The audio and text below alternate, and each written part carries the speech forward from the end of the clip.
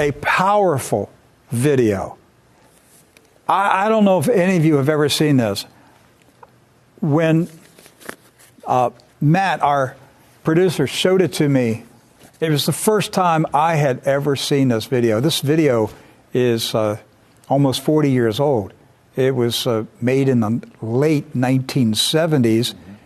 It is a CBS interview with the late Mike Wallace, father of Chris Wallace. All right? And Mike Wallace is Jewish. Chris Wallace is Jewish. I'm just setting the record straight. But this was a CBS interview with the Shah of Iran, who was in power at that time. And he made some comments about the power of Israel in America. This is, again, the 1970s. Jimmy Carter was in the White House. Watch this video. It is shocking. It's an eye-opener. None of the Shah's comments raised hackles like his blast at the American Jewish lobby. Its influence, he claimed, went all the way to the top. Surely, Your Majesty, you're not telling me that the Jewish lobby in the United States pulls the strings of the presidency? Not entirely, but I think even a little too much, even for Israel interests. You think the Jewish lobby in the United States is too powerful for the interests of Israel? I think so. Sometimes they are disserving the interests of Israel because they're pushing around too many people. Why would the President of the United States pay attention to that lobby? They are strong. Strong in what sense? They are controlling many things. Controlling what? Newspapers, medias, Your Majesty. banks, finances, and I'm going to stop there. Well, now wait just a second. You really do believe that the Jewish community in the United States is that powerful? They make the media reflect their view of foreign policy? Mm-hmm. Yes. They do not report, we do not report honestly? Don't mix things, please. I don't say the media. I say in the media they have people. Not the entire media. Some newspapers will only reflect their views, yes. No. The New York Times, for instance, is owned by the Salzburger family, who are Jewish. Are you suggesting that the New York Times is biased in its treatment of the question of Zionism, Israel's existence, the United States' relationship with the Arab world? I will have to put all the articles of the New York Times written on this subject and draw the conclusion. You can put this to the computer and it will answer you. What you're saying is that, yes, you do believe. Well, let's wait for the answer of the computer. Washington Post. The same. The networks. Less. I must say you are speaking with your characteristic candor. The Shah of Iran, 1976. Did you notice how nervous he was? On CBS News, he was nervous because of what he was saying. What happened to the Shah of Iran? 1979, he was removed. The revolution. What happens when you challenge the regime? They have a revolution. That's what we've been talking about. You go up against the system, you have a revolution. So Iran had a revolution. They had the revolution because of that interview on CBS News. They made a decision. He's got to go. He challenged us. He dared to out us. I'm going to tell you what's going on right now. Now, I'm directing this to YouTube because my staff just notified me while that video was playing that YouTube is suppressing our feed right now. We've been dealing with problems with YouTube recently, and they're shadow banning us right now. We typically have 1,000 people watching the live feed. Right now we have 12. Okay. Typically we'll have anywhere from 8 to 15, 20,000 people who will watch the video on YouTube after it's posted for video on demand.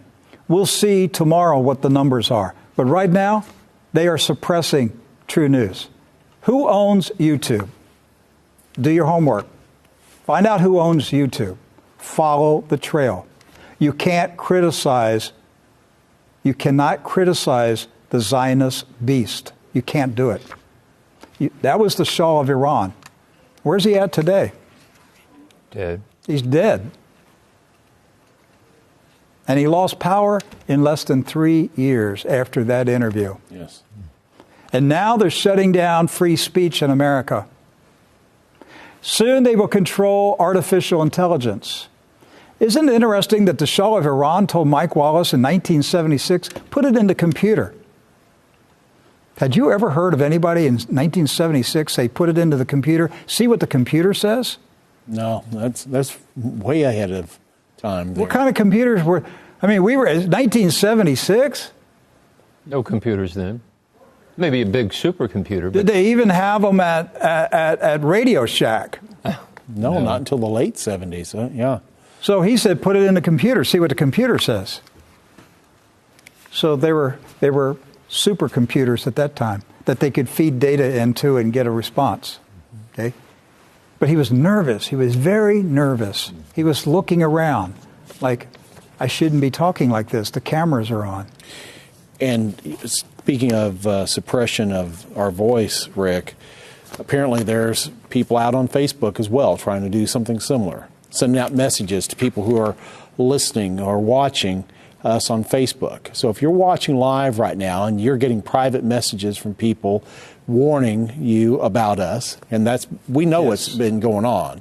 How long it's been going on, we don't know, probably for quite a while. But now our viewers and our listeners are bringing it to our attention Yes. and telling us, hey, I got this message from so-and-so or from saying this don't group. watch True News and do not donate money to them. They're anti-Semitic. Right. And so... No, I'm anti-Zionist. That's right. If I can get... I'll do the Chuck Schumer... this is my challenge to Chuck Schumer. If he will take a DNA test, I'll take one, and let's see which one of us has the most Semitic blood. I might turn out to be more Jewish than Chuck Schumer. And then I could accuse him of being anti-Semitic against me. I'm willing to do it if Chuck Schumer will do it. Do you think he'll do it? No. Of course not. Why? He ought to be proud to do it.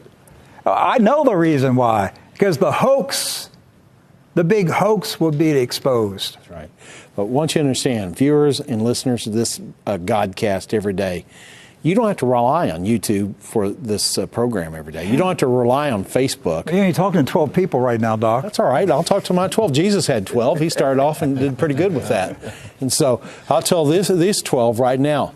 You've got another place you can go to. That's why we're doing our new platform. That's why we're creating another alternative, because there's going to come a day where they're going to take your voice away. You can always go to truenews.com and watch us. And usually about 20 to 30,000 of you a day do that. And so we thank you for that. So keep coming, keep watching us, keep listening to us on truenews.com. Go there, because there's coming a day where someone is going to flip a switch and say, I'm tired of hearing Rick talk about all this. Well, they banned our abortion video last week. Yes. YouTube banned it. Yes. It was too truthful. And so YouTube censored our report on abortion. Right. Why? Because we quoted Jewish organizations word for word showing that they support abortion. Right. And the Jewish leaders, pointed out that Judaism differs from Christianity on the definition of when life begins. Right. And we showed that the abortion laws and the abortion rulings of the courts line up with the Talmud, not the Holy Bible. Right. The Talmud doesn't line up with the Bible.